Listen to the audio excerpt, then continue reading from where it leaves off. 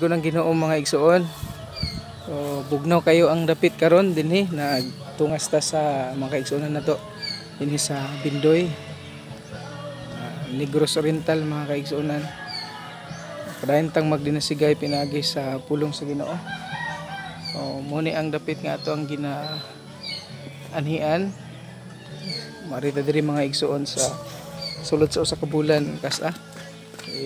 Pastor kuanto kaon siya sa iyang mga hayop, Pastor Eliezer. So muna mga igsoon ang dapit diri. Bugnaw kayo ang among buhaton karon magbisita mi sa mga kaigsuonan dinhi niya kuyog ko nila mga igsoon. Padayon tang magdinasigay pinaagi sa pulong sa Ginoo.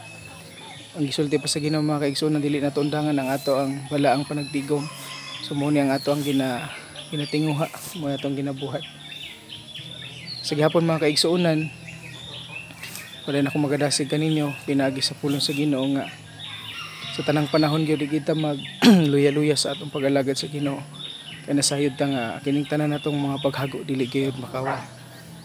So ang panahon karon mga igsuon medyo dagom na apoy taligsik na, pero nagtuta nga dili ni mahimong babag para sa atong pagpamuhat para sa Ginoo. Hinaut mga kaigsuonan nga sa atong ginabuhat makadasig ni sa matag-usan nato ka kinabuhi.